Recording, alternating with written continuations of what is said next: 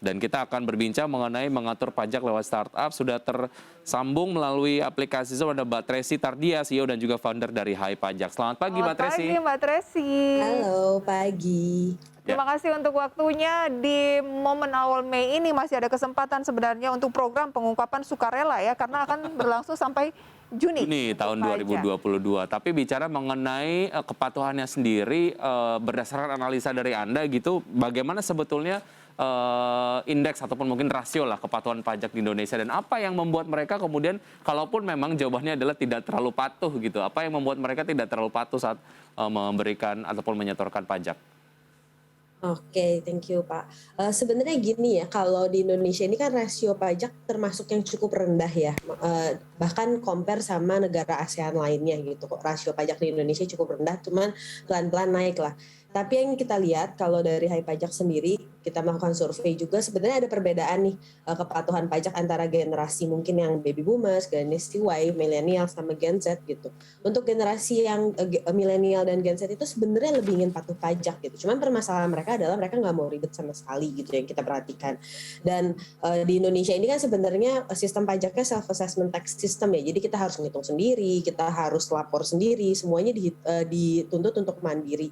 Nah ini adalah permasalahan paling besar di perpajakan Indonesia karena mostly orang kan nggak ngerti pajak tuh harus ngapain. Nah itu jadi masalahnya sebenarnya yang terjadi adalah mulai bahkan belum sampai menghitung urusan administrasi pun mereka jadi reluctant karena menurut mereka sudah susah gitu. Padahal sekarang ini menurut saya sendiri Dirjen Pajak sudah banyak membangun sehingga jauh lebih mudah dibanding dulu. Tapi memang ada apa ya kayak pikiran-pikiran ini susah, ini kayak nanti harus gimana, itu hal-hal itu menurut wajib pajak belum jelas gitu. Itu yang salah satu yang memperlambat rasio kenaikan pajak di Indonesia sih kalau menurut kita. Sebenarnya kalau dilihat dari excitement ataupun mungkin appetite dari masyarakat untuk bayar pajak sendiri mungkin tinggi karena dilihat dari value ataupun mungkin dilihat dari apa cita-cita pembayaran pajak sendiri kita dapat mendukung program-program dari pemerintah, tapi kalau dilihat dari prosesnya yang cukup banyak itu akhirnya membuat masyarakat jadi reluctant padahal sebetulnya dari keinginan sendiri untuk membayar pajak ini cukup tinggi ya.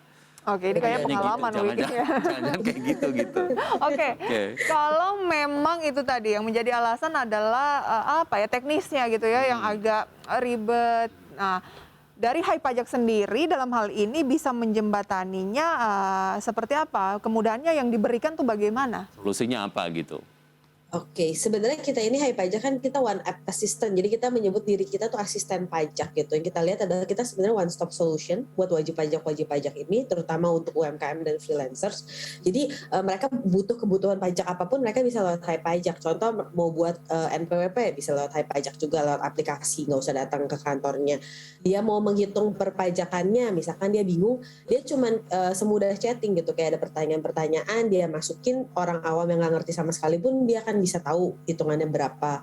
Lalu dia mau bayar pajak bisa lewat kita, dia mau lapor pajak bahkan bisa lewat kita. Kalau misalnya masih nggak ngerti lagi nih, masih punya pertanyaan yang lebih sulit atau nggak yakin, mereka bisa chatting sama konsultan pajak lewat Hai Pajak juga. Jadi di kita tuh fiturnya ada yang by chatbot, artificial intelligence, ada juga memang dijawab manusia dengan konsultan pajak yang bersertifikat. Juga kita melihat nih kebutuhan-kebutuhan masyarakat dan customer kita nih, misalnya kayak sekarang nih ada PPS, tax amnesty, masih banyak yang bingung.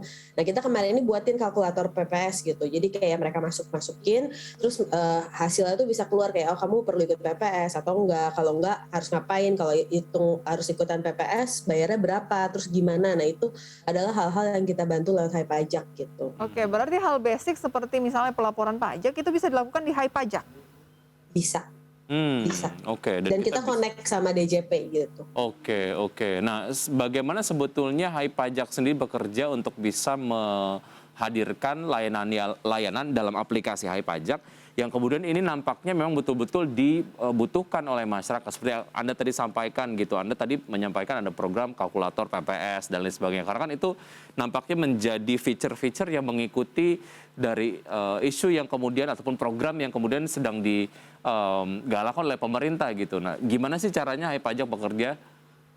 Oke, kalau kita sih sederhana ya Pak ya, jadi kita benar-benar melihat kayak kebutuhan customer seperti apa gitu. Kita kan usersnya sekarang kurang lebih 500 ribuan user lebih. kita melihat gitu apa yang paling banyak pertanyaan dari customer gitu. Oh ternyata sekarang ini banyak banget pertanyaan tentang PPS. Ya udah kita buatin yang sesuai PPS gitu dalam waktu cepat. Karena kita benar-benar melihat kalau startup kan semuanya harus cepat ya. Jadi kita ada kebutuhan apa kita langsung build gitu si kebutuhan customernya. Jadi kita tuh benar-benar punya mindset adalah kita ini ingin membantu orang membayar pajak, tapi dengan cara pintar gitu. Jangan karena mereka nggak ngerti terus bayar kelebihan atau gimana. Enggak, kita pengennya tuh kita membantu masyarakat bisa taat itu dengan membantu pemerintah juga, tapi juga kita membantu wajib pajak ini bayar yang benar gitu, sesuai dan efektif. Itu sih yang value-nya kita di Hai Pajak. Mbak Tracy, ini kalau dilihat dari segmennya yang di-cater oleh Hai Pajak sendiri, siapa saja? Sebenarnya kita segmen utamanya itu UMKM dan freelancers ya. Jadi kita melihat kayak terutama individual yang bukan karyawan gitu. Kalau UMKM ini kita dari mikro sampai dia menengah, tapi menengahnya yang di bawah bukan yang udah mau besar. Sama freelancers ini yang kita maksudkan adalah orang-orang yang dia punya pekerjaan tapi dia bukan under company. Jadi misalkan kayak sekarang nih kayak content creator, YouTuber, terus konsultan, siapapun yang dia punya pekerjaan tapi dia nggak under perusahaan, itu adalah marketnya Hai Pajak. Oke, selain UMKM juga individu kan ya? Iya, betul. Lantas bagaimana dengan privacy? Kan biasanya ini yang menjadi concern utama juga gitu. Ya, betul, betul.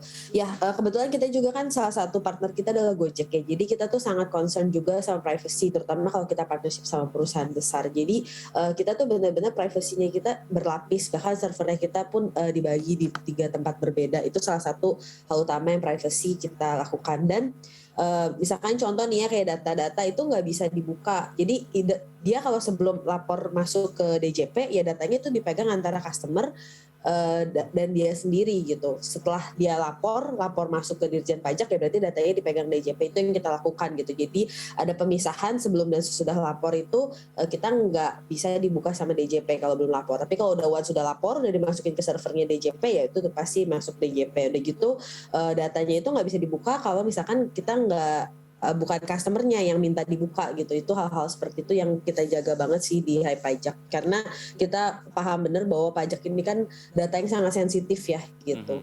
Oh, jadi aman ya? Ya aman, dijamin aman. Dijamin aman karena ada data-data yang kita voluntarily serahkan hanya untuk DJP saja, namun kemudian pada saat prosesnya berkonsultasi dan melakukan kalkulasi pajak dan lain sebagainya, ini ada data-data yang kemudian disampaikan melalui Hai Pajak gitu. Artinya Anda tadi sudah sampaikan secara data ini dijamin aman. Oke. Sangat memahami bahwa memang ada value yang disampaikan ataupun mungkin dijalankan sejauh ini oleh Hai Pajak kepada masyarakat untuk mempermudah bagaimana mereka pada saat melakukan pembayaran pajak dan juga pada ujungnya ini akan meningkatkan rasio pajak dan kepatuhan dari wajib pajak sendiri.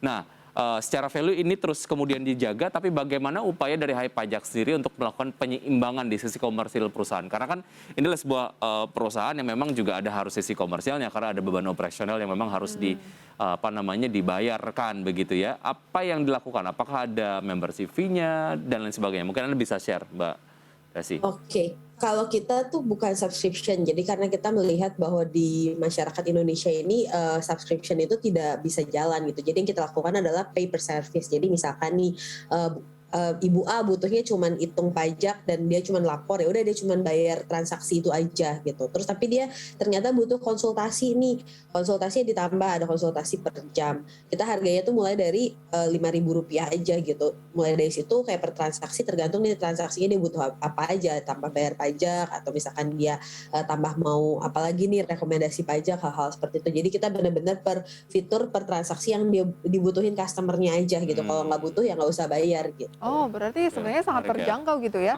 Dan sekarang nggak perlu mumet lagi soal pajak, hanya dalam genggaman saja. Dan nggak ada alasan untuk masyarakat relaktan untuk bayar pajak. Karena sekarang mau tahu gimana flow-nya, syarat-syaratnya dan lain sebagainya, sudah sangat-sangat dipermudah dengan keberadaan dari Hai Pajak. Tapi ini tuh 24 jam nggak? Kalau misalkan bukan konsultan 24 jam. Kalau konsultannya masih dijawab orang ya. Jadi itu kayak sampai jam 9 malam. Tapi kalau non konsultan itu karena memang sistem jadi 24 jam. Oke. Menggunakan artificial intelligence begitu ya? Iya, betul. Oke, baik. Nah, sudah adakah pendanaan yang diperoleh sejauh ini dan ada atau tidak target dari sisi pendanaan sendiri, Mbak Tracy? Sudah ada, kita dapat pendanaannya dari Singapura ya, perusahaan dari Singapura, VC dari Singapura, di luar yang angel investor.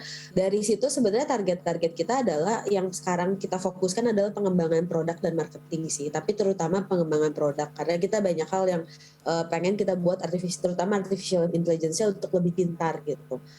Juga produk-produknya di security juga kayak blockchain segala macam itu yang sedang Hai Pajak fokuskan sekarang ini sih gitu.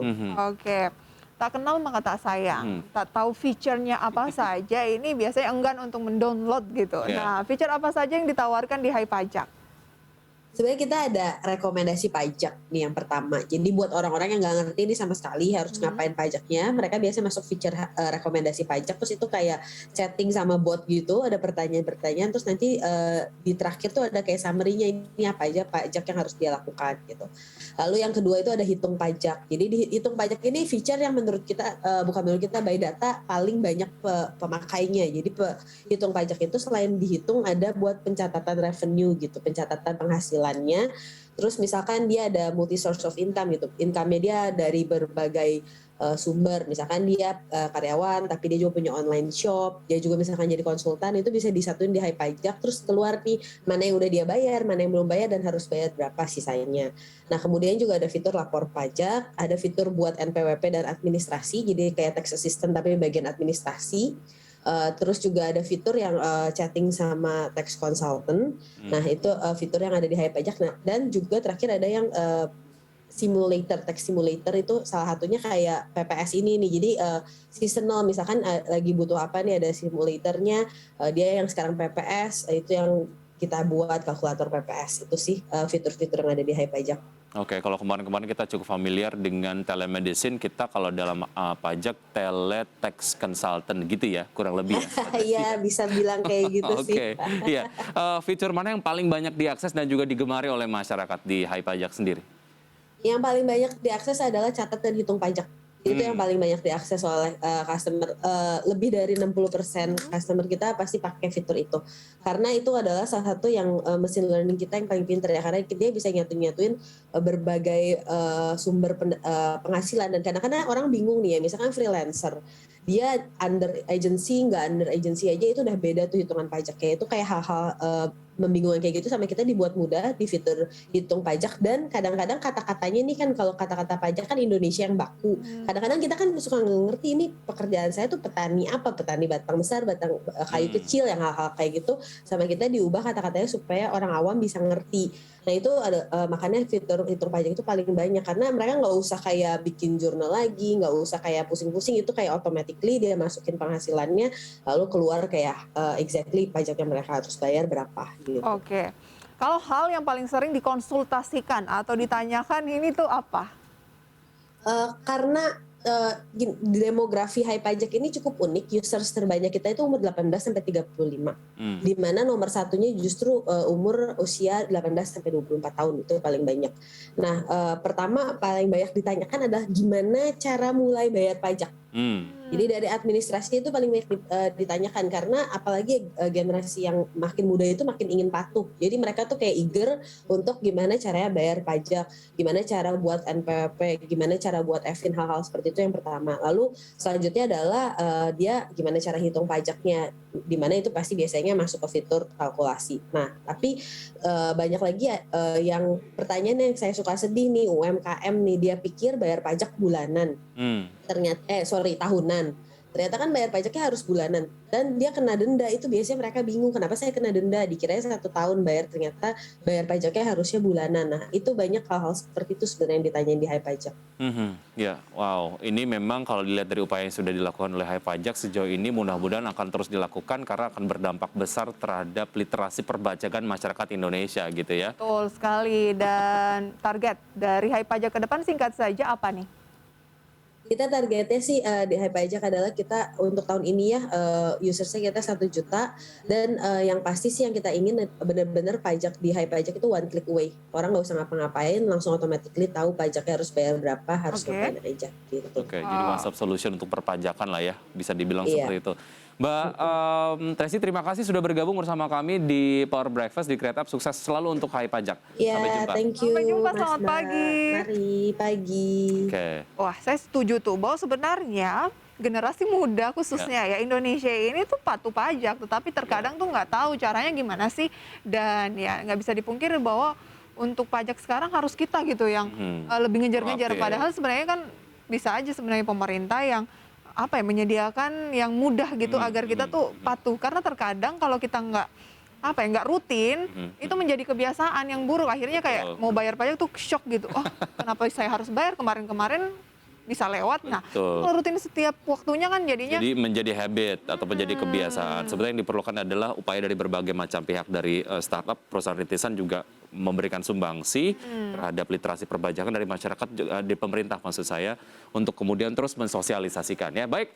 Oke, kurang lebih sudah 60 menit kami menemani Anda dalam Power Breakfast. Dan terima kasih untuk Anda yang sudah menyaksikan kami, dan semoga pembahasan tadi dapat menjadi referensi dan sumber informasi untuk Anda, dan tetap perbarui informasi Anda hanya di IDX Channel, your trustworthy economic, business and capital market channel, and see you in the morning.